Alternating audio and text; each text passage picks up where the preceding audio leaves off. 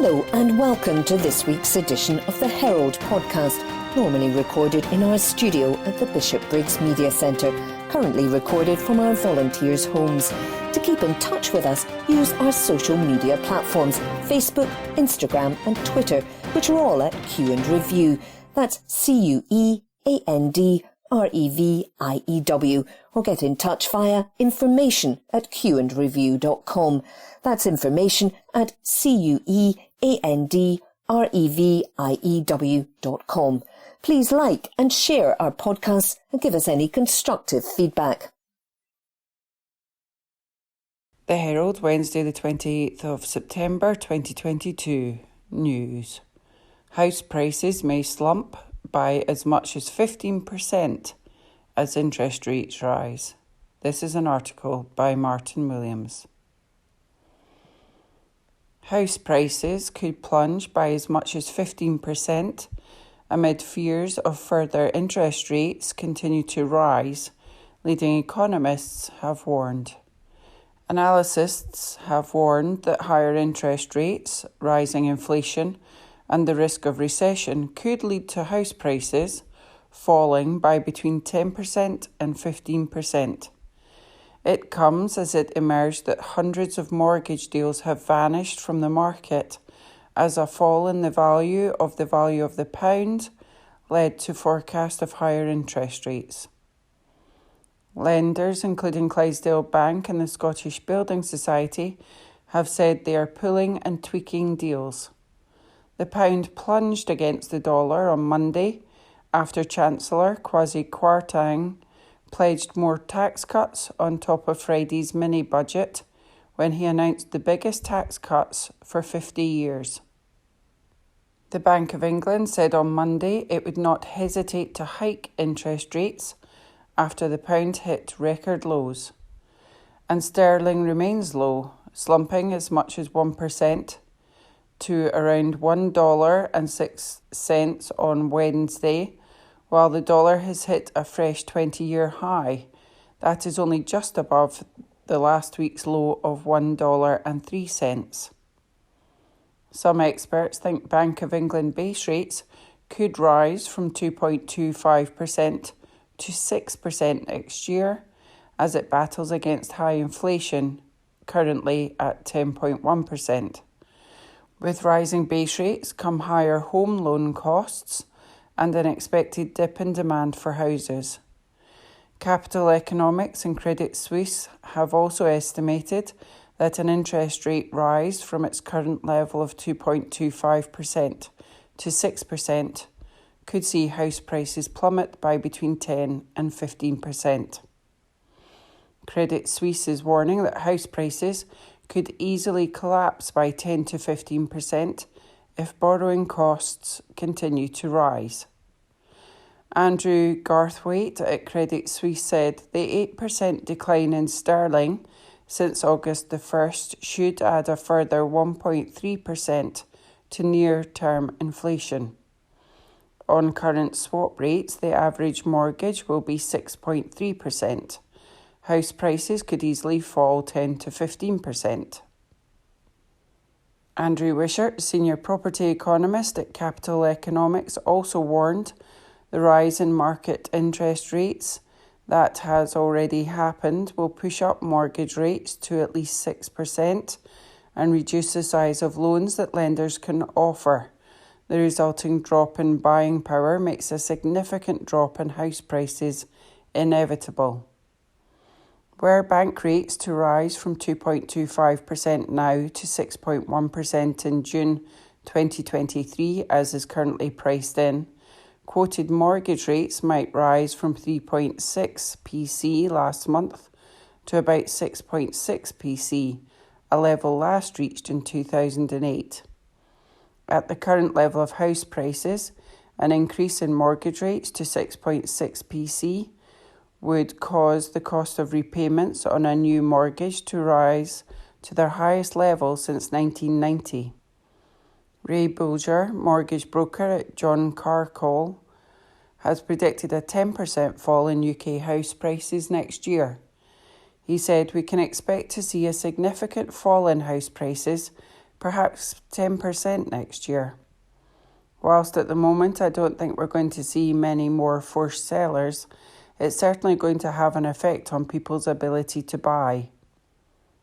He said the biggest issue for lenders was the uncertainty of knowing what the cost is going to be for the funds they need to buy to lend.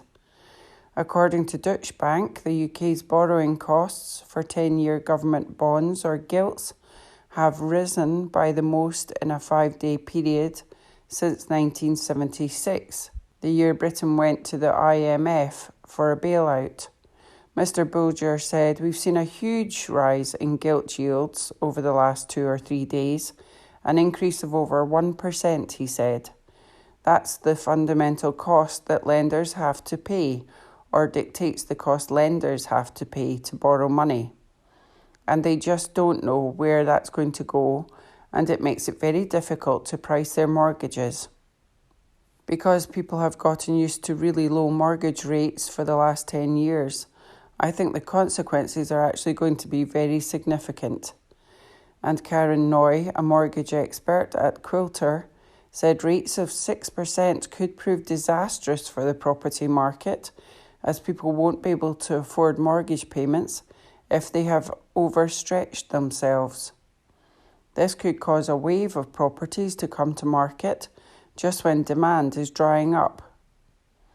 UK interest rates were increased to 2.25% last week, the 7th time in a row the Bank of England has raised rates in an attempt to get control over rising prices. Interest rates have been rising since last December as inflation has soared to its worst level in 4 decades. More than 200,000 Scots homeowners will have seen their mortgage payments rise by more than £1,000 a year in the space of those 9 months of interest hikes. Worst hit will be the estimated 115,000 Scottish households on standard variable rate SVR mortgages, or the 85,000 on tracker loans, which fluctuate with the Bank of England rate. More than 100,000 fixed-rate mortgage deals, which it is estimated are scheduled to end during 2022 in Scotland, will also be hit. There are concerns about affordability for first-time buyers trying to get on the housing ladder. According to analysis supported by analysts, Money Facts, the typical Scots householder with a standard variable rate SVR mortgage with £100,000 in debt remaining will have seen their repayments soar by £1,060 a year since the base rate rises began in December last year. But this has heralded a slump in available mortgage products. On Friday, there were 3,961 residential mortgage products available, and by Tuesday, this had shrunk further to 3,596 deals, according to data from Money Facts. That is 1,719 fewer than were available at the start of December 2021, which had 5,315, before the first of the series of Bank of England base rate increases. UK Finance Director of Mortgages Charles Rowe said some firms that had withdrawn their mortgage products in response to the pound tanking were putting them back on the market this morning. He said there are plenty of mortgages on offer in the market at the moment. This article is by Martin Williams. Recorded from the Herald on the 28th of September 2022. From the sports section, recorded by Amy. Kilmarnock appoint Russ Richardson as new head of recruitment as experienced scout reunites with Derek McInnes, by Darren Johnson. Kilmarnock manager Derek McInnes admits he is delighted to have been reunited with talent spotter Russ Richardson following a shake-up of the backroom staff at Rugby Park. Richardson worked with McInnes at both Bristol City and Aberdeen and has made the move to Rugby Park from Liverpool. Greg Thompson is also back working with McInnes, a senior analyst having also been previously employed at Pittodrie. Director Phyllis McLeish has assumed the role of managing director and will be supported by new general manager Greg McEwen, who has moved across from his position as Head of Marketing and Commercial Operations. McInnes says, "I'm delighted that the club have supported me in addressing key positions within the football operations department. Having worked closely with Ross over a 10-year period, I know him as a very dependable member of staff who I'll rely on heavily. All of the additions will be of great benefit to the club, and as an already very close-knit team, I'm sure will continue to become more effective as the season progresses." Managing Director McLeish said, "As a club, we're always striving to strengthen both on and off the pitch, so it gives us great pleasure to welcome new members of the team who will improve multiple areas of our backroom activity. Alongside Billy Bowie and Kathy Jameson, I look forward to working closely with our growing team as we continue to evolve operations and enhance our performance as an organisation." That article was by Darren Johnson. Recorded from the Herald on the 28th of September 2022. From the sports section, recorded by Amy. Scotland could still land Group of Death for Euro 2024 qualifying despite landing Pot 2 spot, by Darren Johnson. Scotland could still end up in the Euro 2024 qualifying Group of Death despite landing a place in Pot 2 for the draw on a week on Sunday. In the worst case scenario, Steve Clarke's side could be placed in a section with 3 teams who are ranked above them in the current FIFA standings. All the Pot 1 countries are listed above Scotland, while Sweden 20 and Turkey 42, who are in Pot 3 and 4 respectively, are also potential opponents. Slovakia, who are only 6 places below Scotland, would be Pot 5 team to avoid in a 5-team group. The most favourable draw would see Scotland lying Hungary as a Pot 1 team, then Armenia and Azerbaijan and Gibraltar. 7 of the groups will be made of 5 teams, with 3 containing 6. The top 2 countries progress to the finals in Germany. Potential Euro 2024 qualifying groups by FIFA rankings. Worst group FIFA ranking: Belgium number 2, Scotland 45, Sweden 20, Turkey 42, Slovakia 51, Andorra 152. Best group FIFA rankings: Hungary 37, Scotland 45, Armenia 92, Azerbaijan 128, Gibraltar 200, San Marino 211. That article was by Darren Johnson. From the Herald Scotland, Wednesday the 28th of September 2022, from the Voices section, Agenda, Key Role for National Parks in Net Zero Journey, by Gordon Watson, Chief Executive of Loch Lomond and the Trossachs National Park Authority.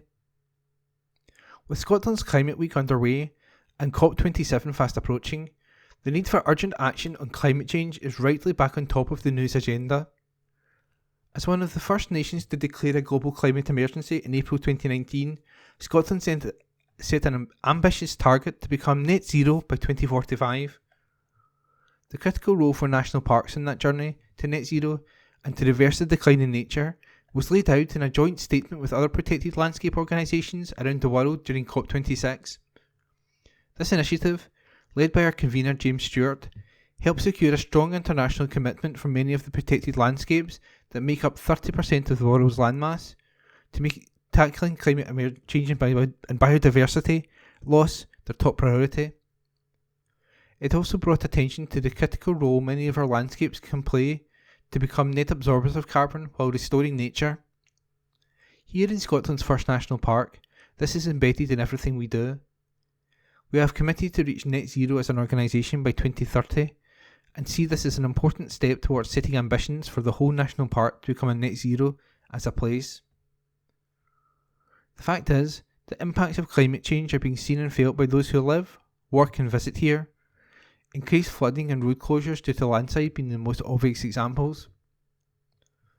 However, the national park is also an ideal carbon capture landscape and the perfect place to take forward the innovation and scale of investment required to make a real difference in tackling climate change and reversing biodiversity loss. Nature-based solutions such as peatland restoration and woodland expansion are important ways in which national parks are playing their part. Around 36%, 68,000 hectares of land is covered by peatland, but much of it is degraded, emitting carbon and other greenhouse gases into the atmosphere. So there's a big job to be done in restoring peatland so they soak up carbon and deliver other benefits, such as storing water and creating healthier habitats for nature. Additional resources made available for peatland restoration in recent years mean we've been able to ramp up this activity. Woodland expansion is also key, giving us more trees and woodland soils, both of which trap and store carbon. We are working with land managers and partners such as Scottish Forestry colleagues to make this happen. Many of the changes and solutions we are driving forward can also mitigate impacts on communities and businesses. Restored peatland soaks up rainfall, slowing down water runoff that causes flooding. Investing in sustainable transport and active travel benefits people living, working and visiting here, and through our planning processes, we can promote more sustainable, energy efficient development. The challenge is significant, but with the investment and collaboration, we can restore and improve the natural resources we have in our national parks and across rural Scotland, for climate, for nature, and for communities impacted by climate change both here and across the world. And that agenda article was by Gordon Watson, who is Chief Executive of Loch Lomond and the Trossachs National Park Authority. From the Herald Scotland, Thursday the 9th of September 2022, from the sports section, Steve Clarke and his gifted young Scotland side can dare to dream after joining Europe's elite, by Matthew Lindsay. The seismic ramifications of Scotland's draw with Ukraine and Poland on Tuesday evening means there is now much for Steve Clarke, his players and their supporters to look forward to in the seasons to come. The national team have been promoted to the A-League of the Nations League after topping Group B1 and will join international behemoths such as Belgium, Denmark, France, Italy, Portugal and Spain in the upper tier in 2 years' time. Before that, they have to qualify for the Euro 2024 finals in Germany, but their prospects of doing so have improved significantly as a consequence of the result in Krakow. They will be in Pot 2 when the draw for the qualifying stages of that competition is made in Frankfurt on Sunday week, and they have a playoff place to fall back on if things do not go according to plan. For the time being, though, Clarke has more immediate concerns. The games are a way off, he said yesterday as he reflected on what was a tumultuous international break. My immediate thoughts are to catch up with some sleep. It's been a tough 10 days. Clarke can dare to dream when he has recovered. He hugged his former Chelsea and Scotland teammate Pat Nevin in the bills of the Cracovia Stadium. The ex-winger was working as a co-commentator at the game for BBC Radio 5 Live. After his post-match press conference, and then spoke enthusiastically about securing a higher seeding. It is perhaps the most significant outcome of the successful Nations League campaign. The national side will now not have to face England, France or the Czech Republic, and they might come up against Albania, Armenia or Montenegro. There are no easy games in international football, and nothing can be taken for granted. Clarke is acutely aware of that. His side needed a late goal to overcome the Faroe Islands away during their 8-game unbeaten run last season. But moving up a pot could prove to be a game changer. Scotland have not been among the second seeds in qualifying since the draw for the 2010 World Cup was made way back in 2007. On that occasion, they failed to progress from a group which included the Netherlands and Norway. But 2 teams from each Euro 2024 section will go through. If John McGinn and his teammates can replicate their performances against Ukraine and the Republic of Ireland this month in qualifying, they will give whoever they come up against a game, even the top seeds, and might not need to worry about the playoffs. So how did Scotland go from the depths of despair in June to scale such giddy heights in September? The switch from a 3-4-2-1 formation to a 4-2-3-1 was transformational. The defence was solid and limited the number of scoring chances their opponents created. The midfield controlled games for long periods, and they created far more in the final third.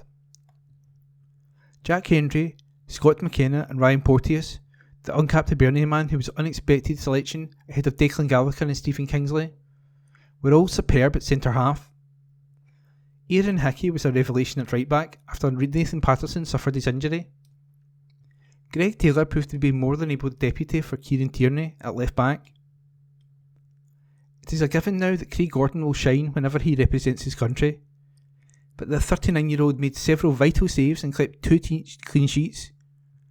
His manager admitted the lack of young goalkeepers coming through is a concern. However, The individual in possession of the number 1 jersey could still be turning up for his country when he is 50. Scott McTominay formed a good central midfield partnership with Callum McGregor, and ahead of them Stuart Armstrong, Ryan Christie, Ryan Fraser, McGinn, all contributed greatly. Scotland may not have an Erling Haaland, Harry Kane or Robert Lewandowski in attack, but Shea Adams and Lyndon Dykes showed once again they can be a handful. Clark did not have his problems to seek with injury and illness during the camp. He was missing no fewer than 16 players: Grant Hanley, McTominay, Patterson, Andy Robertson and Tierney among them, for the rematch with Ukraine this week. A sickness bug also swept through his squad. Those who came in executed his game plan to perfection, and there was no significant drop in standards. The strength and depth that the manager now has in most outfield positions make him hopeful for the future. "We've found another way to play," he said. "We've found other players in the squad who can do very, very well for us. The squad is stronger. It means if we are going to places like the other night, when you're looking to get a result that takes us to the next step, then we know we have a team that can do it. The building blocks were actually there in the summer. We had to beat Armenia after the disappointment of the defeats to Ukraine and the Republic of Ireland in June. It was about taking 6 points from the lowest ranked team in the group, and then you know you have the top 2 seeds in the space of a week. This is what we've had to learn and make sure we get better. Playing in the A-League of the Nations League will be tough. Both England and Wales were relegated this month after finishing bottom of their sections, and they have both booked their places at the Qatar 2022 finals in November. However, Clark is looking forward to his charges pitting themselves against the best footballers on the planet, and knows that doing so will improve them even further. "I haven't looked at who is there yet or who we can get," he said. "It's tough. It's certainly not going to be easy. You see, Wales, they went up and they've come back again. But if you want to improve, you want to play against the better teams. We're going to be challenged 6 times in that tournament, that's for sure. But these players have come away from this tournament as better players, and they will come away from the next one even better again. The young guys will be getting more experience playing against top teams." Going up into the A-League at the same time as England were relegated was sweet for members of the Tartan Army. They sang joyously about the old enemy's fate, and during the Ukraine game on Tuesday night. But Clark is unconcerned about our near neighbours' woes. He has far more to occupy his thoughts once he gets a well-earned rest. "I don't think we've got anything over England," he said. "They weren't involved in this process. We'll just enjoy it for ourselves." And that article was by Matthew Lindsay. Herald Scotland recorded on Thursday 29th of September 2022. Arts and Entertainments. Terry Pratchett, Portrait of an Angry Old Fart. By Rosemary Goring, columnist. Terry Pratchett, A Life with Footnotes. Rob Wilkins, Doubleday, £25. By Rosemary Goring. "I'm going to make Alzheimer's regret catching me," said Terry Pratchett, in a phrase that encapsulates his attitude to life. The news that the best-selling author had been struck by a rare form of the disease at the age of 59 made headlines around the world. From the moment of his diagnosis in 2007 until his death in 2015, Pratchett, while continuing to write as copiously as ever, became an ambassador for awareness of Alzheimer's. As he liked to point out, when you've got cancer, you're a battler against the disease. When you've got Alzheimer's, you're an old fart. Pratchett's biographer Rob Wilkins was with him every step of this increasingly frustrating and distressing degenerative disease. As a young man, he was a devotee of Pratchett's wittily subversive fantasy novels. In 2000, while working for Colin Smythe Publishing, Pratchett's first publisher, he was dispatched to sort out the author's CD burner. The relationship blossomed from there. The increasingly overworked novelist had been contemplating hiring a PA, a lady from the village, but it was Rob who fitted the bill. His remit gradually expanded from making tea and fixing technical glitches to tidying up passages of novels and eventually typing at the speed of a stenographer while Pratchett dictated. To Discworld fans, this might sound like the dream job, but as Wilkins suggests, being employed by Pratchett was not all strawberries and cream. I was also fired many times over, although one quickly learned that Terry, being a writer, had an experimental interest in saying things to see what they sounded like, and if you adopted an experimental approach to yourself and simply turned up the next day, it would normally turn out that you hadn't been fired at all. Many made the error of mistaking the avuncular-looking Pratchett for a Father Christmas figure, but, as this intimate biography reveals, much of his creativity was driven by anger. This generated such a head of steam that, at his peak, he was writing as many as 3 books a year. Wilkins has many advantages over most biographers, having not only known his subject well, but taken down notes while he was alive for his projected memoir. That book's working title, A Life with Footnotes, has been redeployed here. The result, at times, is like a ventriloquist act, with Pratchett's voice and personality emerging loud and clear, even when not directly quoted. A discursive, conversational account of Pratchett's life and career, Wilkins's affectionate but verbose account begins in the hamlet of 40 Green, near the Chiltern Hills, which Pratchett described as a sort of Lark Rise to Beaconsfield's Candleford. Here young Terry, an only child, was raised in a house with no running water by his mechanic father and ambitious mother. The space race was a little way off, but already she was preparing to sling me into a higher orbit by my years if necessary. By the time they moved to the luxury of a council house with indoor loo in Beaconsfield, the outline of the adult Pratchett was already taking shape. He had a precocious understanding of astronomy and of how to work a radio, and by the age of 11 had discovered books. The gift of a copy of The Wind in the Willows opened his eyes to literature. This was the pivotal point, the coin drop moment, the minute at which the scales fall away, the machinery clocks into gear, and his life sets off at speed in a wholly new direction. Thereafter, he wanted to read absolutely everything. Aged 12, he got himself a Saturday job shelving books in the local library, where in quiet moments he would devour copies of Punch. Despite this, Pratchett was not a success at school. Among several lingering resentments was the way he was treated by the head teacher, with whom he had a running battle about keeping the Encyclopaedia Britannica in the school library. Yet Pratchett was only 15 when his first story was published in Science Fantasy magazine, home to such luminaries as J.G. Ballard, Ray Bradbury and Mervyn Peake. With a clutch of O-levels, he chucked in school to become a cub reporter in the Bucks Free Press. Within weeks he had found his natural home in the children's corner. As Wilkins writes, the apprentice journalist is already on his way to mastery of the mock-heroic, cheekily loosening the nuts and bolts of conventional storytelling to see what laughs might follow. Pratchett's journalistic career was not distinguished. Possibly its lowest point came as a press officer for the Central Electricity Generating Board, Southwestern region. When news broke of a gas leak at Hinkley Point Nuclear Power Station, he collapsed and was rushed to hospital. It was not a heart attack as first suspected, but a panic attack. Covering Pratchett's youthful and lifelong marriage to Lynn, with whom he had a daughter Rhiannon, and the publication of his first novel, The Carpet People, Wilkins maintains the momentum, albeit in a cheerfully repetitive manner, as if humouring an audience hungry for the tiniest details of the great man's life. When Pratchett's career began to take off with The Colour of Magic, the first of the phenomenally successful Discworld series, Wilkins faces the problem of any biographer with a subject who spent most of his time either at his keyboard or on publicity tours. How to make interesting the matters of publishers' advances, deadlines, occasional rewrites, and endless book signing. To his credit, Wilkins knows how to keep the story bubbling. Nor is he above settling scores, as when he takes a swipe at a crass and uninformed put-down by Tom Pollan and Alison Pearson in the Late Review, which merely confirmed Pratchett's disdain for the ignorance and pretensions of the literati. When, however, he won the Carnegie Medal in 2002 for The Amazing Morris and His Educated Rodents, his biographer reflects, it was hard to avoid the conclusion that, in a potentially troubling development, Terry had just been found guilty of literature. A devoted and self-deprecating Boswell to Pratchett's crotchety Johnson, Wilkins offers a generous portrait of a fizzingly imaginative workaholic. In a letter left for Wilkins to read after his death, Pratchett wrote, "I think it was good, although I could have been better. Legions of his fans might argue with that." By Rosemary Goring. The Herald, Thursday the 29th of September 2022. News. Adam Tompkins. Inevitable, Conservatives will lose next election. This article is by Jodie Harrison. A former Tory MSP has said it is inevitable the Conservatives will lose the next general election following a week of economic turmoil after Chancellor Kwasi Kwarteng's mini-budget last Friday.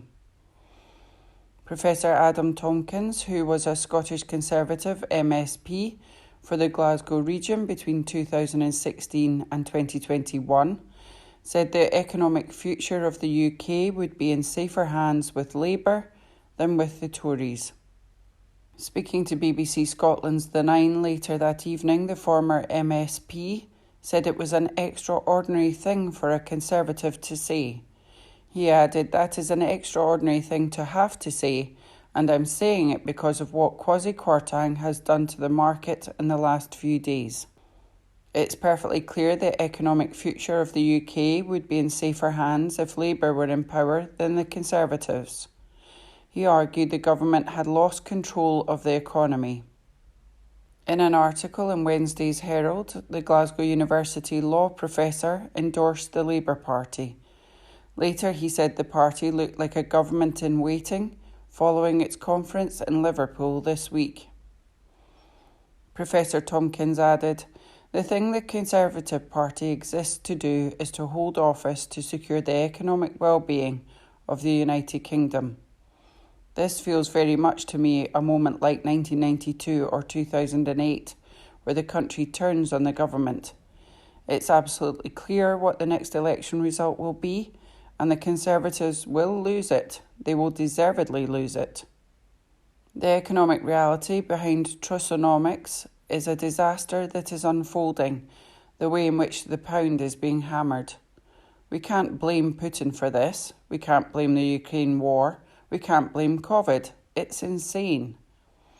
Every member of the government is signed up to these policies. This is a path they are committed to following. It's time for the Conservatives to be in opposition." Professor Tompkins said Labour winning the next election was inevitable, but the job would be very difficult, adding, "The job will be to somehow pick up the pieces of an economy that has been battered by COVID and is an economy that is now being battered by seriously misguided decisions that are coming from number 10 and number 11. This article is by Jodie Harrison. The Herald, the 30th September, and the Voices section. Herald Diary, Recalling the Gordon Brown Blues, by Lorne Jackson. Explosive remark. The UK's economic meltdown is beginning to resemble the Wicked Witch of the West after that naughty scamp Dorothy chucked a bucket of water over her head.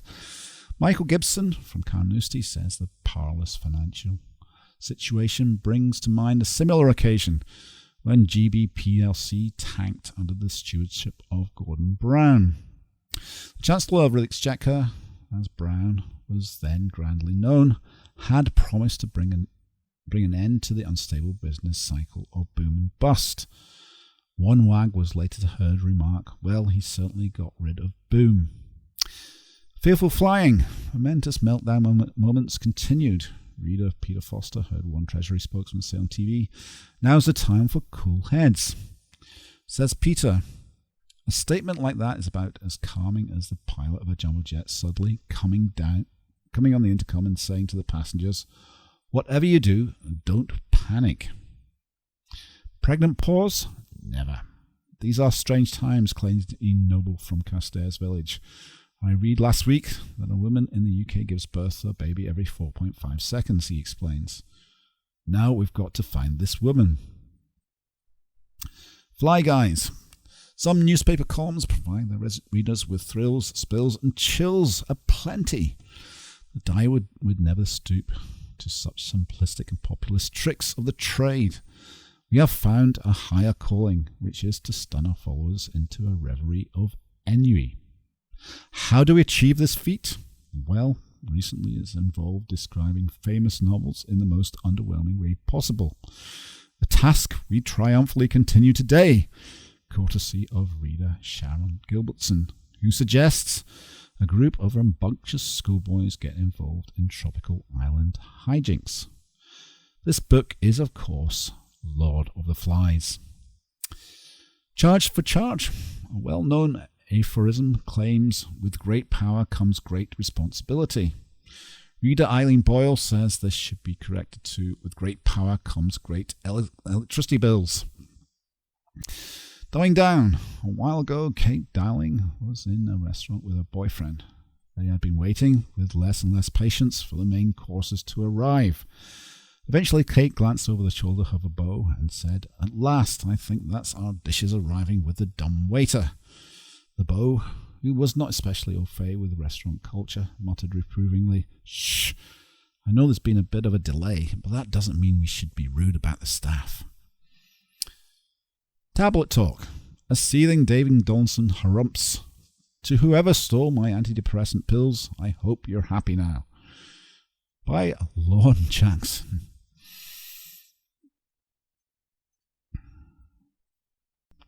The Herald, the 30th of September, and the Voices section.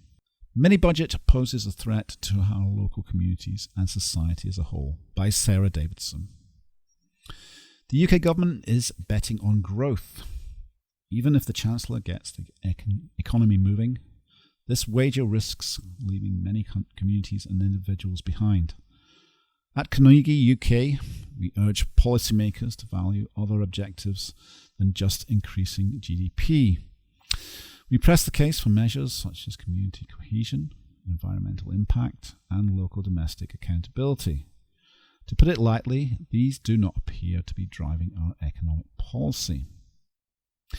While the broad direction of travel comes as no surprise given the approach trailed by Liz Truss during the recent leadership campaign, the scale of the changes announced last week have shocked people across the political spectrum.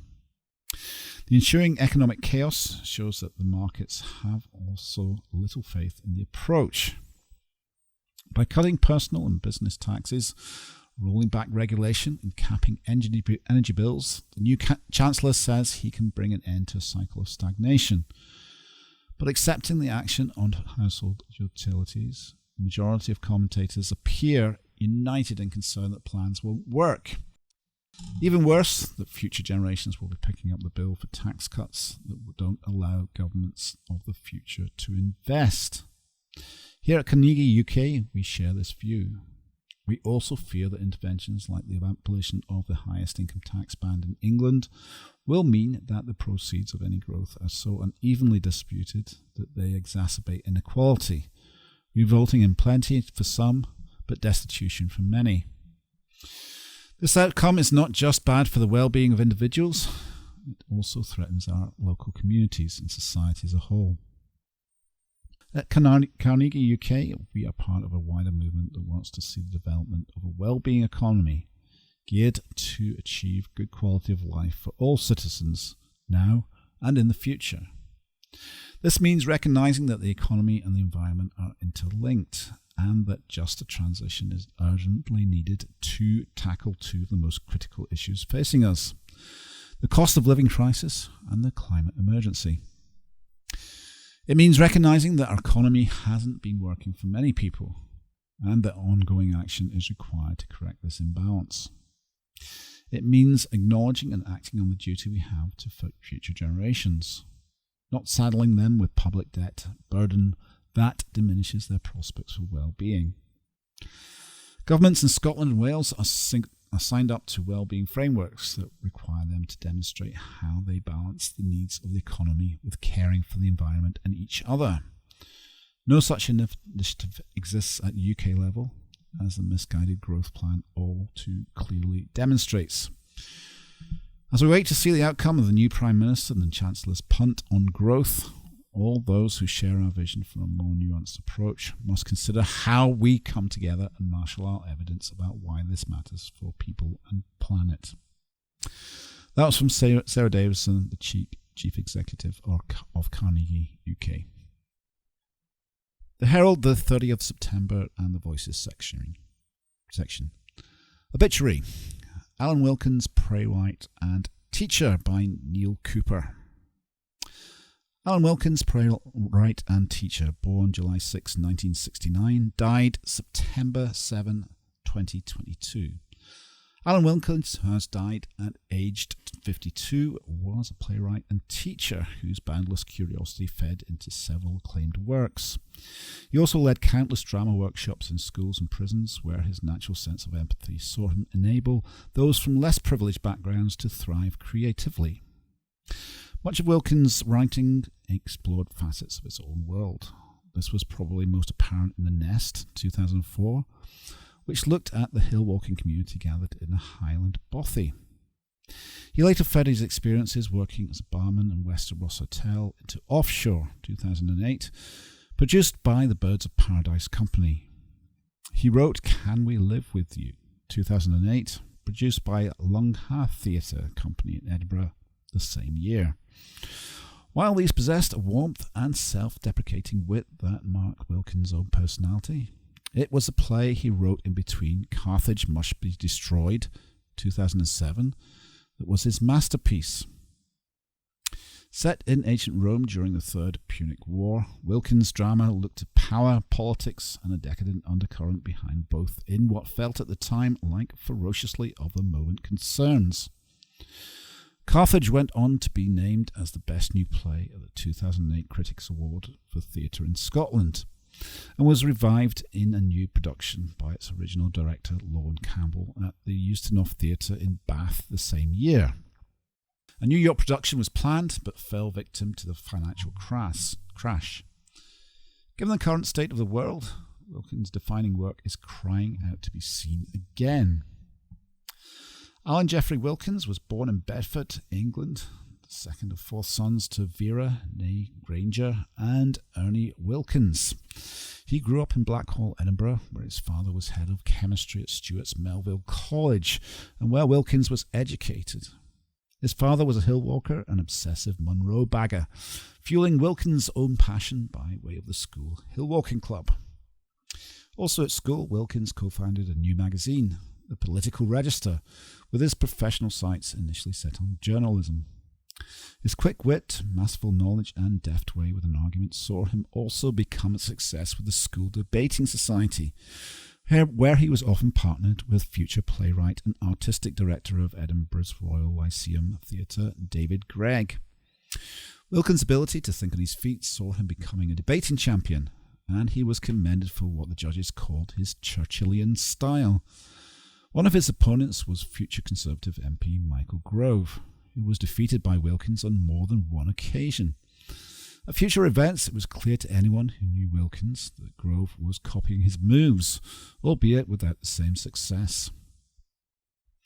Wilkins joins Edinburgh Youth Theatre, while an early job at Ray McIntosh Music Shop fired a lifelong love of jazz and classical music. He went on to study English and theatre studies at the University of Glasgow under the late Alistair Cameron. Contemporaries included playwright Nicola McCartney and director John Tiffany, and he was involved with university drama as well as the university magazine. His first move into acting came in the production of T.S. Eliot's Murder in the Cathedral, as part of a cast that included Eugene Kelly of Glasgow band The Vaselines. After university, Wilkins acted in Barlinnie Prison Special Unit, worked as an extra on STV soap Take the High Road, and taught English in Poznan, Poland.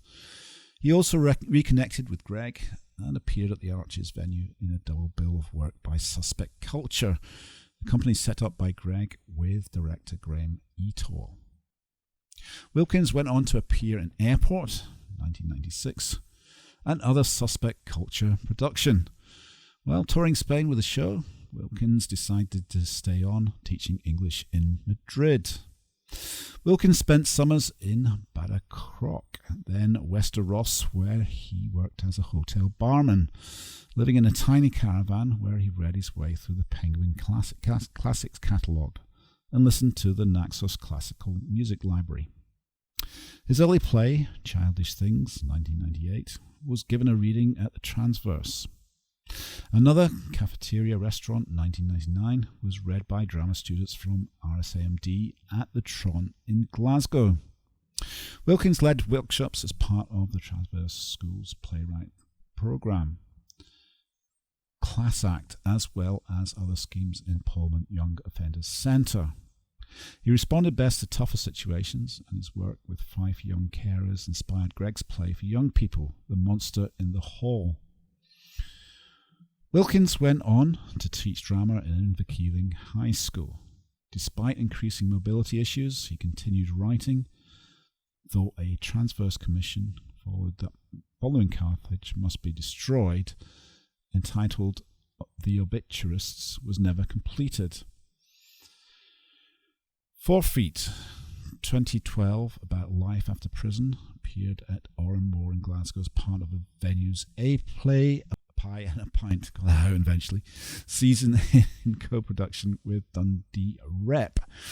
His final produced work, My Loneliness is Killing Me, 2012, was a short piece based around issues of isolation and mental health, and was presented as part of the Traverse's early morning Fringe season, Dream Plays, Scenes from a Play I'll Never Write. As his mobility issues worsened, Wilkins could no longer roam the hills he loved so much, and he reduced his teaching at Edinburgh's Royal High School to 2 days a week. Wilkins' death has robbed the world of one of the most curious talents, who left behind a body of work laced with humour, generosity, and humanity that reflected the spirit with which he filled his own life. He is survived by his mother Vera and his three brothers Andy, Roger and Richard. That was by Neil Cooper. Herald Scotland recorded on Friday 30th of September 2022. Arts and Entertainments. Books. The legendary Ian McEwan is back with his 17th novel by Herald Magazine. Fiction. Lessons. Ian McEwan, Jonathan Cape, £20, ebook £9.99. In the spring of 1986, Roland Bain's wife vanishes and suspicion falls on the husband she left behind. Flashing back nearly 3 decades, 11-year-old Roland is sent from Libya to attend boarding school in England, where he starts taking piano lessons from a teacher whose interest in her prodigious student goes beyond the didactic. And so begins the dual narrative that traces the main character's tumultuous life from childhood through to the present day. Bookended by the Cuban Missile Crisis and the coronavirus pandemic, McEwan grapples with familiar themes: lost youth, lost love, the mishaps and misunderstandings that shape our lives, but on a grander scale. In nearly 500 pages, it's not a short book, and it feels a lot like an autobiography. Brackets, some aspects of it are loosely based on McEwan's life, close brackets. Readers may find themselves rushing through some of the early chapters, but the beautiful prose and twisting plot, flitting between past and present, will soon have them engrossed. Magnificent and moving, Lessons is up there with McEwan's greatest works, 9 out of 10. All the Broken Places, John Boyne, Doubleday, £20, ebook £9.99. Are the sins of the father truly to be laid upon the children? 91-year-old Gretel Fernsby is living out her days in a comfortable apartment block in London when she encounters Henry, a child in trouble living in the flat below. She finds herself at a crossroads. To intervene will risk uncovering her darkest and most traumatic secrets, an act which will have repercussions. But more importantly, it will force her to face her own demons, the cruelties and decisions inflicted on her as a child, which she has lived with ever since. This is a really engaging novel about a terrible time in history, about grief, and about whether or not anyone can be held accountable for the deeds of people they love. Gretel's acts of kindness are interspersed with moments of rage and cruelty, demonstrating with Boyne's gentle touch that nothing, even the most extreme of acts, are as black and white as they seem. 9 out of 10. The Bullet That Missed, Richard Osman, Viking, £20, ebook £9.99. If you're late to the incredible hype surrounding Richard Osman's blockbuster series, The Thursday Murder Club, don't make the mistake of thinking you can just pick things up with the third instalment. Any newbie reading The Bullet That Missed will be left completely in the dark, as Osman makes no attempt to introduce the characters, he just dives straight into the action. But for fans of the series, it will be a welcome continuation of the storyline. We're back with Elizabeth, Joyce, Ron and Ibrahim, along with some of their old friends, as they once again find themselves embroiled in trouble. This time the gang are trying to solve a decades-old murder case, and Elizabeth's past come back to haunt her.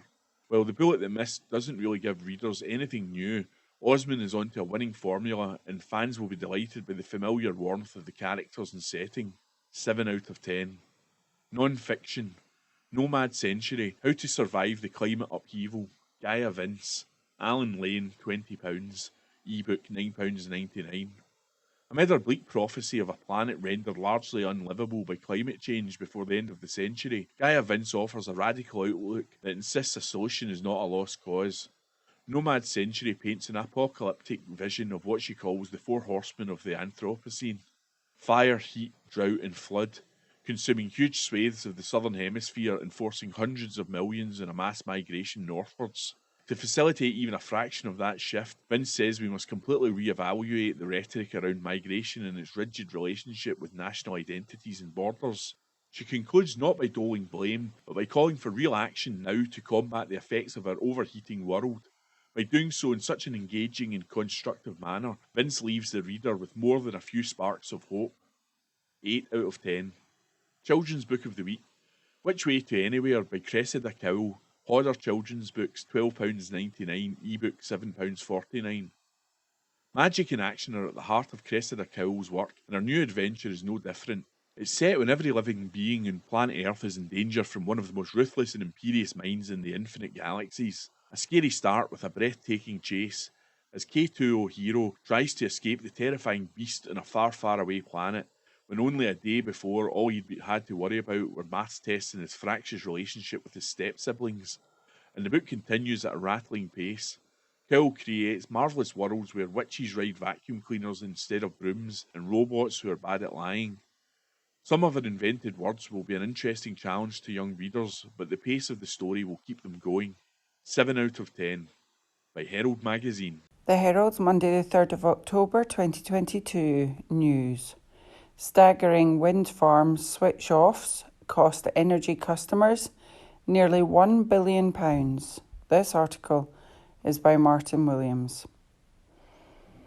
Payments to energy firms to switch off mainly Scottish wind farm turbines because they produce too much power have cost bill payers approaching £1 billion in just over 5 years and are expected to soar to £500 million a year. It has emerged that households who are seeing a doubling of energy bills since last winter are set to face further pain by the absurd constraint payment system, which is predicted to dole out record amounts in the next 4 years. According to an analysis seen by the Herald on Sunday by National Grid ESO, the company responsible for keeping the lights on, all UK constraints costs, including gas, wind and coal generation, are predicted to grow from around £1 billion to an eye-watering £2.3 billion by 2026. It means that wind farm compensation payments could reach as much as £500 million in a year before energy infrastructure improvement brings the costs down. Because electricity cannot be stored and needs to be generated at the time of demand, compensation is given to energy firms when they have to reduce their output. With wind farms, it involves turning off turbines when the network is unable to cope with the power they produce. The payments are made by the National Grid ESO but charged to consumers and added to energy bills. The payments over wind power in Scotland, which kicked in 2010, come when what it generates cannot be exported to England due to insufficient grid infrastructure or because there isn't the demand.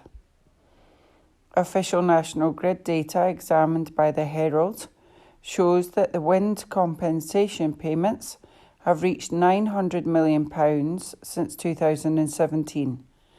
The payments have risen to £395 million in the last 2 years, £126 million more than the 2-year period from 2017.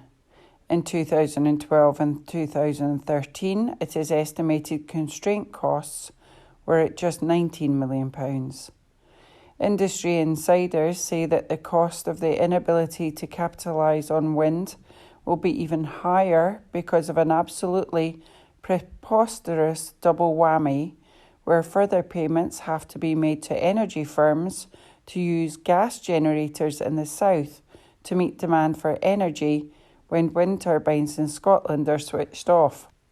Last year, the Scottish Government said that Scotland is home to 60% of UK's offshore wind capacity and 25% of Europe's wind resource. It is estimated that Scotland is home to just over half of the wind power generation in the UK. There is criticism that government is not doing enough to solve the problem by adequately funding a solution to the switch-offs involving the creation of energy storage technologies. The UK government has provided an initial £6.7 million to 24 projects across the UK to turbocharge the development of the storage technology with the aim of reducing the cost of meeting net zero. A further £61 million will then be awarded to several of the most promising projects, which means many will fall by the wayside. It is estimated that 80% of the UK wind energy curtailment in 2020 was on Scottish farms, and the soaring compensation payments comes despite wind power in Scotland flagging in 2021. A Department for Business, Energy and Industrial Strategy analysis showed renewable power generation for April to June 2021 alone fell 9.6% on the same period last year, driven by a 14% drop in wind generation because of lower average gusts, which were substantially below the 10-year averages. That resulted in a 36% rise in fossil fuel power generation over the same period to meet increased demand. It has emerged constraint payments, including wind, are forecast to rise from around £1 billion in 2021 to £2.5 billion per year by the mid-2020s, according to the National Grid, who also are predicting they will reduce once investment in new technology comes online. Yesterday, energy bills soared for around 1.5 million Scottish households after the government put a freeze on the regulator's Ofgem's price cap on average dual fuel energy bills. It stepped in after an 80% increase in domestic gas and electricity bills was earmarked for the first half of winter. A typical annual bill will go up from £1,971 to £2,500, but will be further mitigated by cost of living payments. But prices will still be twice as high as last winter, and charities have said that will leave many struggling. Fair Energy Prices campaigner Kenny McCaskill, the MP for the East Lothian and Alaba Party deputy leader, who has conducted his own analysis of the constraint payments, described the huge constraint payments burden to the taxpayer as the great energy switch-off absurdity. He said, at a time when Scots are struggling to meet their energy bills, renewable energy in Scotland is being switched off. Perversely, energy suppliers are paid more for that than for producing energy. As offshore wind comes on stream, the great energy switch-off will only increase. The cost to the public purse will soon become billions. He said the solution was to store the energy, not switch it off, using long-duration energy storage, LDES, but he added the BEIS has failed to support such schemes. The modest sums required to develop this technology are dwarfed by the costs of curtailment. There are a range of schemes, including in East Lothian, that are good to go. For example, proposals to develop longer duration energy storage that require government investment so that we can develop prototype technology and then scale up from that. Other sites in Scotland, such as Cockenzie and Torness, are ideally placed to take advantage of these opportunities and should be prioritised. It is time for both the UK and Scottish governments to step up and to provide the action and the investment that is needed to make Scotland Europe's renewable energy powerhouse. Nick Kitchen, Chief Executive of Cumulus Energy Storage, which is developing the storage and is hoping to introduce manufacturing to Scotland, said the new technology was crucial as Scotland had 25% of Europe's offshore wind and around 60% of the UK's onshore wind capacity. Energy storage provided means wind farms can continue to generate electricity and receive renewable energy certificates for this production that would otherwise be curtailed. He felt the UK government should put more money into projects to ensure, saying a lot of the projects will fall by the wayside in its current schemes. There is a big opportunity to increase the budget to, say, £250 million Instead of 6 projects, they could have all 24. You could have gigafactories for batteries, as they have for electric vehicles. He said there was a huge opportunity for Scotland in manufacturing the storage, creating hundreds of jobs. The solution is there, it just needs more money to commercialise it, he said. The modest sums required to develop this technology are dwarfed by the costs of curtailment. Another energy storage firm executive said there are going to be casualties with the BEIS projects. There is just not enough support and they are killing opportunities. Experts say there is a particular issue in Scotland which has large amounts of wind power but limited capacity to export this through interconnectors to England and Wales. This bottleneck means that when large amounts of wind power are being generated in Scotland and demand is relatively low, there is limited scope to export this. A high-voltage submarine power cable between Scotland and England was supposed to help to cut the figure by allowing energy to be exported south of the border and keeping the turbines on more regularly, but there have been issues. In January 2020, Italian telecom systems firm Prysmian, which manufactured cables for the £1.2 billion Western Link project, said that it had failed. It came back into operation on February the 7th, but it was the third failure in 3 years. After the outage on the Western Link, which connects Scottish wind farms via Hunterston to England and Wales, the energy regulator Ofgem launched an investigation into National Grid and Glasgow-based Scottish Power, Iberdrola, over the subsea power cables delivery and operation. The joint project, which was billed at the time as the world's largest subsea interconnecting power cable, was originally due to be completed in late 2015, but electricity did not start flowing through until December 2017. It started at less than full capacity in 2017 after problems during construction. The line has suffered 6 faults since then, taking it out of action for months at a time. Last year, National Grid and Scottish Power Transmission agreed to pay a £158 million penalty package after a 2-year delay.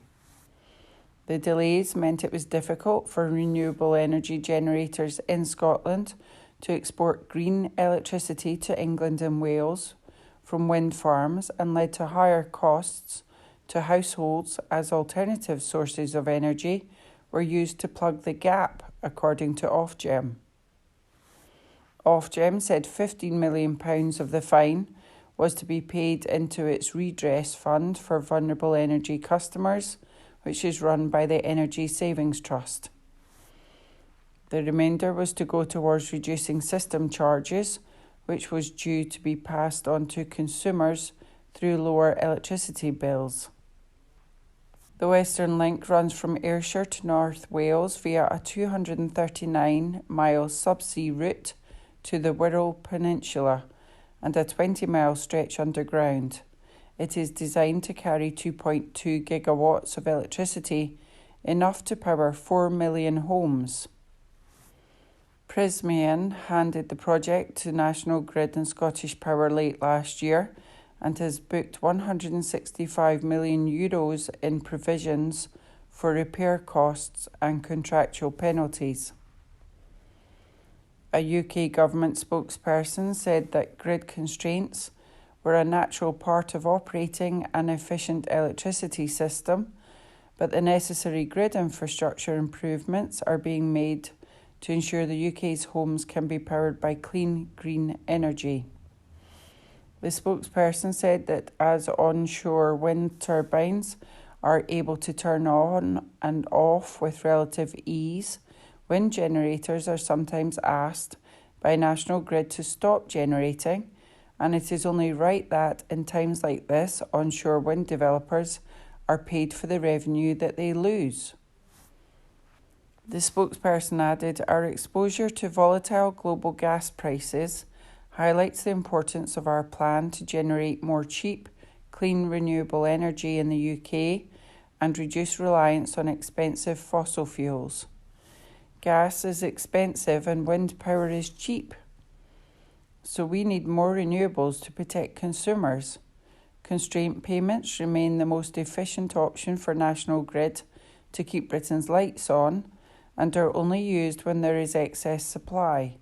The government is committed to accelerating improvements to the grid so more domestic, clean and affordable electricity can be supplied to homes and businesses." A Scottish Government spokesperson said the cost of constraints provides an important signal for when to invest in our electricity infrastructure. It is clear that the threshold for significant new transmission infrastructure has been met, and new transmission projects should be taken forward at the earliest opportunity to relieve constraints. Scotland has some of the most extensive renewable generation capabilities in Europe. It is vital that industry, government and the regulator work together to enable timely investments while ensuring that the regulatory levers held by the UK government drive down costs and increase benefits for customers and communities. This article is by Martin Williams.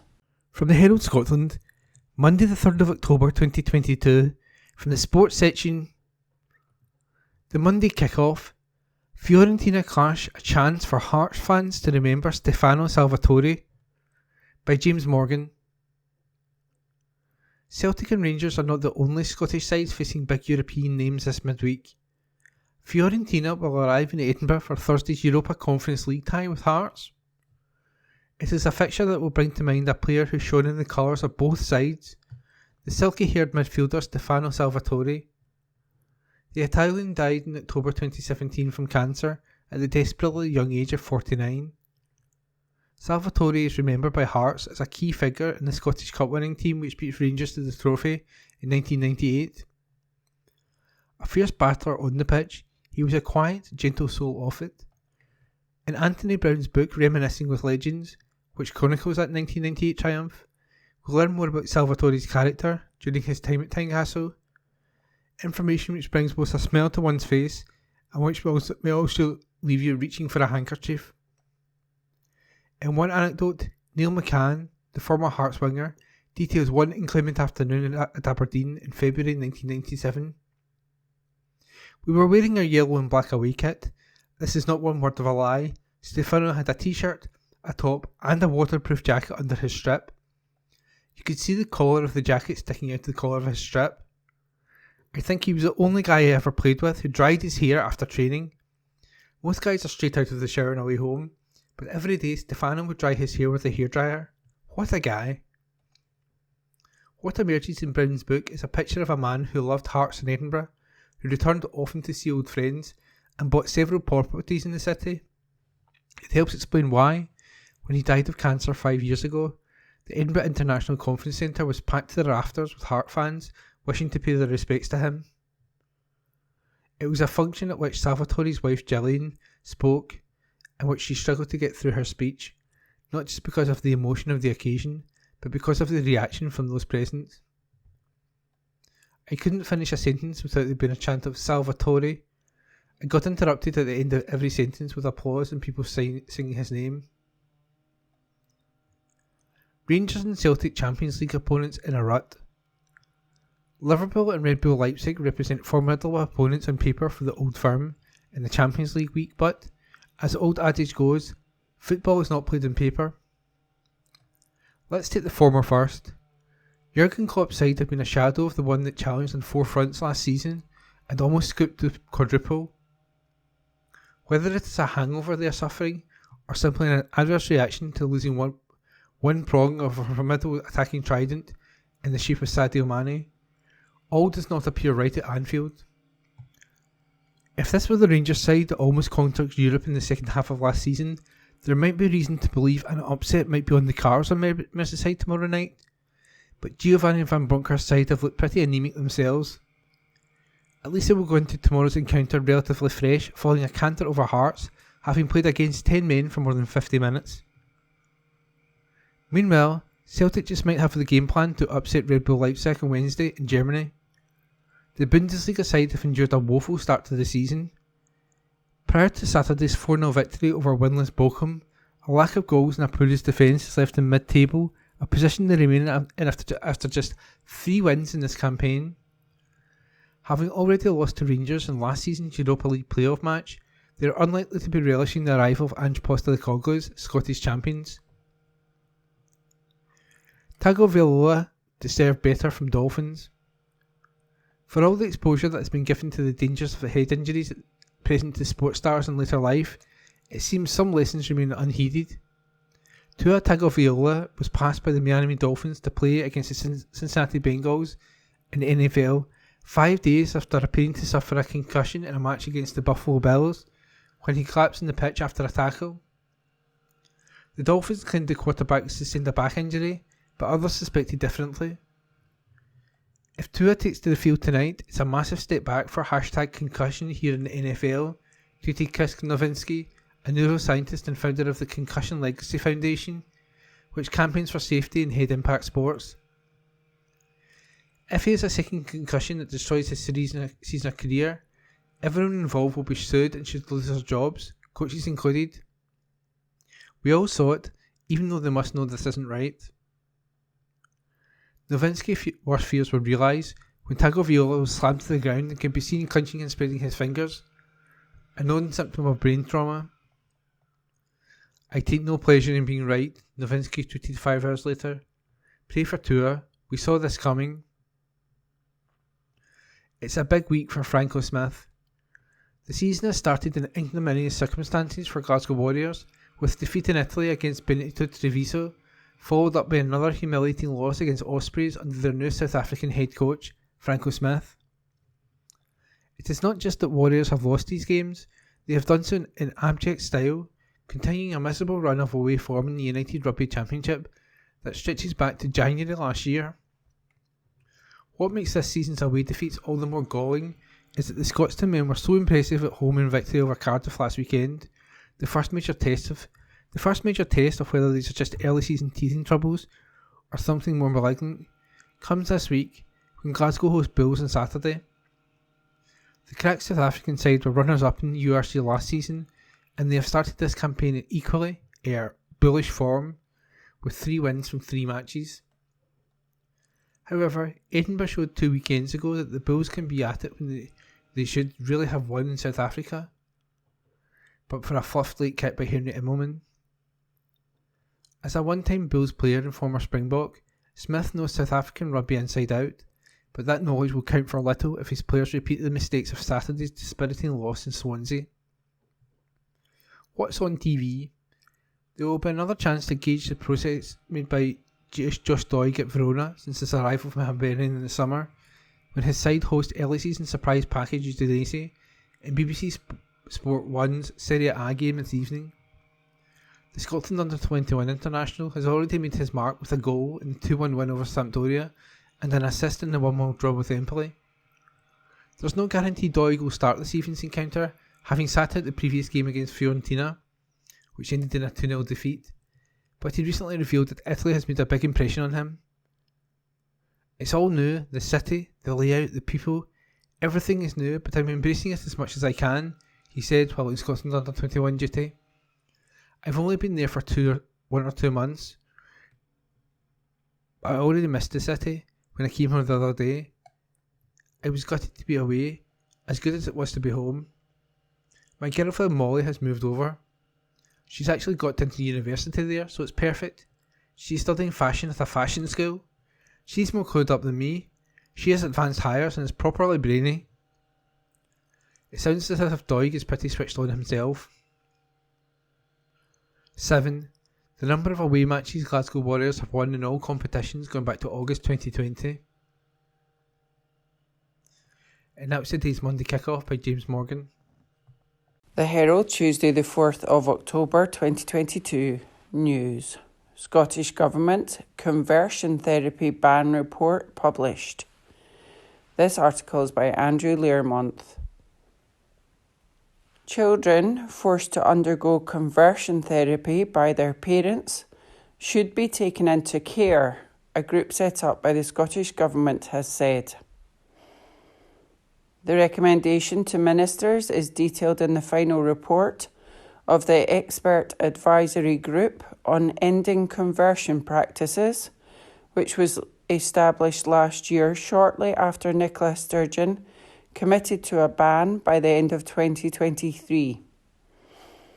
In their report, the group define conversion practices as any treatment, practice or effort that aims to change, suppress or eliminate a person's sexual orientation, gender identity and or gender expression.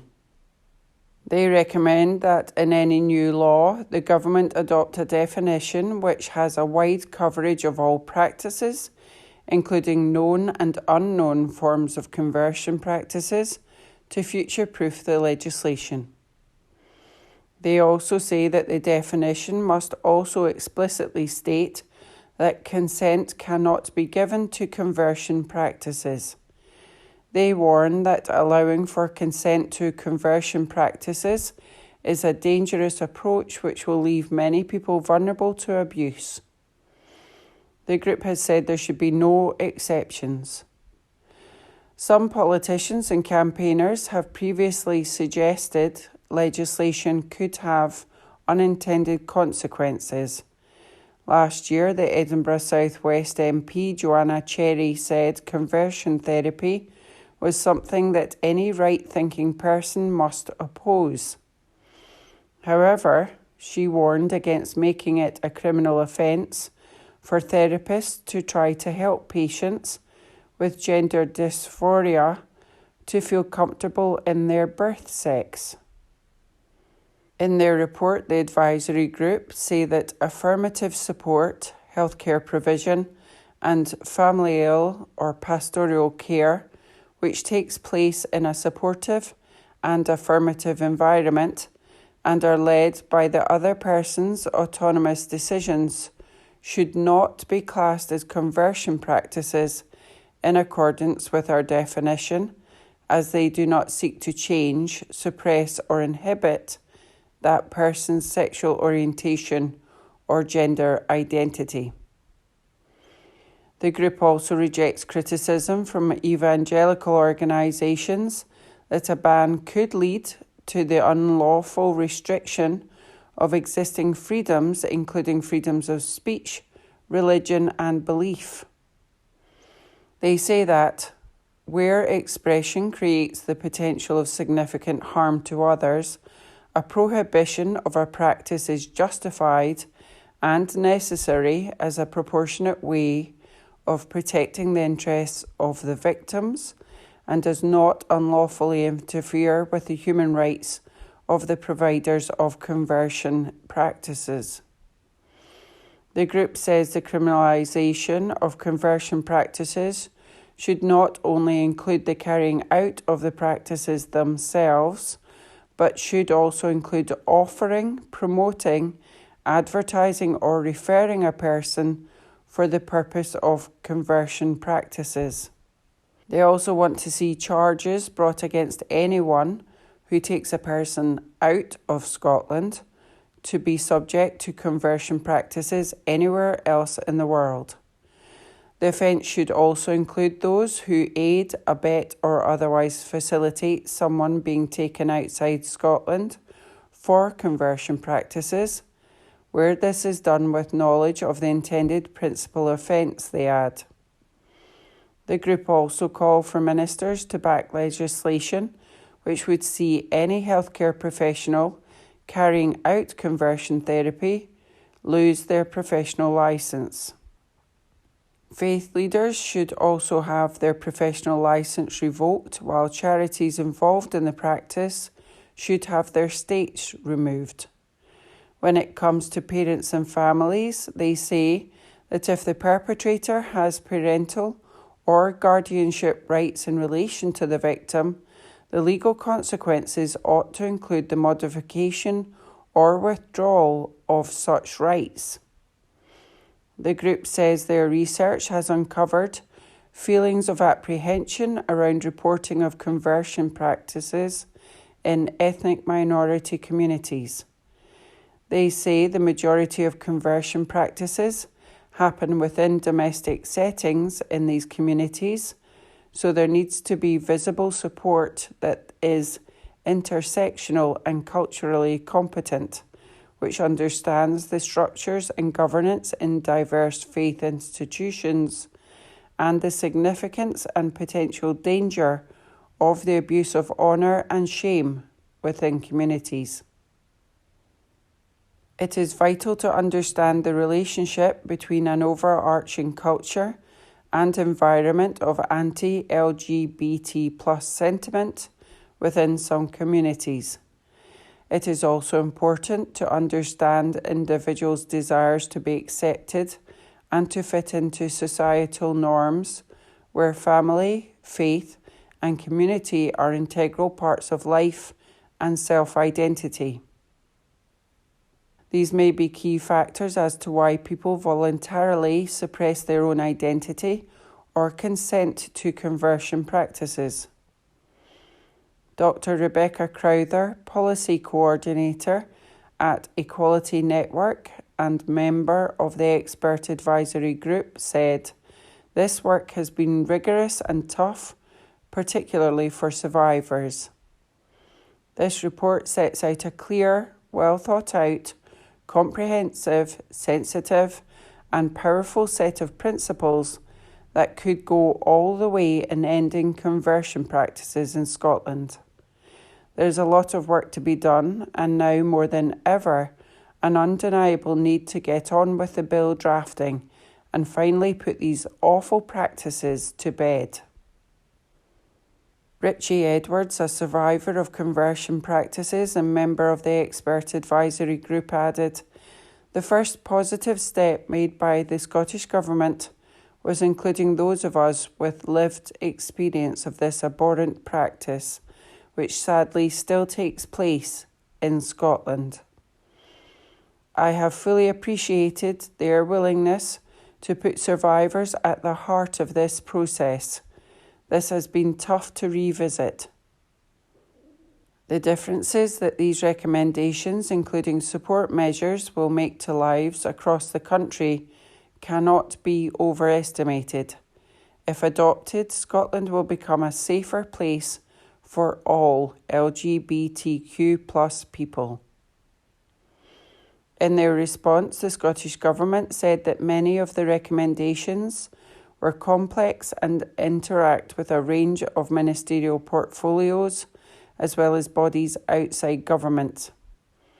They say they will carefully analyse and reflect on them over the coming months with the same attention and care that the group put into making them. We want to ensure that all the measures that we take are deliverable and bring about real and lasting change to the lives of LGBT plus people in Scotland. This article is by Andrew Learmonth. Recorded from the Herald on the 4th of October 2022. From the sports section, recorded by Amy. Former Hull KR and Scotland forward Adam Walker dies at the age of 31. By PA Sport. Hull KR have announced the death of former player Adam Walker at the age of 31. Walker, a prop forward who played with twin brother Jonathan for Scotland in the 2013 World Cup, made over 100 appearances for Rovers from 2013 to 2016 and was in the Salford team that reached the 2019 Grand Final. Walker also played for Wakefield, Huddersfield and St Helens before finishing his career at Leigh in 2020. In a tweet, his old club said, "Hull KR are saddened to learn of Adam Walker's passing. The club's thoughts are with his friends and family." That article was by PA Sport. The Herald, the 4th of October, and the Arts and Ents section. Glasgow University's journalism study warns trust eroding, by Helen McArdle. Researchers have called for a new strategy to support and strengthen the media in Scotland. Academics at Glasgow University said Scotland should look to other territories, including Denmark and Quebec, which have invested heavily in their media sectors. Their report, Scotland's Sustainable Media Future, Challenges and Opportunities, is based on extensive interviews drawn from civic society, the media industry, government and regulatory bodies. Dr. Catherine Happer, director of the Glasgow University Media Group, said Scotland has historically had a huge appetite for news. Media contributes hugely to the economy and is essential to our national identity and supporting an informed electorate. There is no shortage of talent and energy. This new report is a way to open up a dialogue about ways in which the media might be supported to produce quality Scottish journalism and to facilitate a referendum discussion which does not have to rely on misinformation, half-truths and personality-led rhetoric. The report has been produced amid concerns over the financial viability of public interest journalism. The report also states that a large part of the media in the UK, including Scotland, have failed to adequately hold political decision makers to account. The report says that there has been an erosion of trust in mainstream media, rooted in a much broader and deeper crisis of trust in public institutions.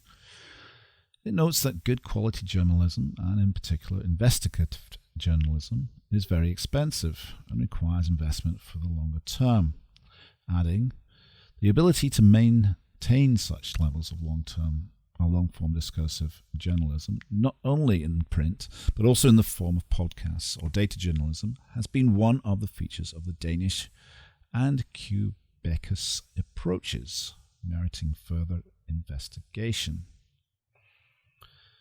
The report found that yes, supporting blogs sprung up ahead of the Scottish independence referendum rapidly grew in size to attract tens of thousands of readers, despite their mixed quality and sometimes questionable journalistic integrity. It also describes a growing culture of political impunity at UK level, while it said the Scottish Government has developed a reputation for intense media management and distrust of journalists. In June this year, the Scottish Government's working group recommended the creation of a Scottish Public Interest Journalism Institute, an independent body to support the resilience and sustainability of the sector through research, grant-making, training and promoting media literacy. That was by Helen Mercado.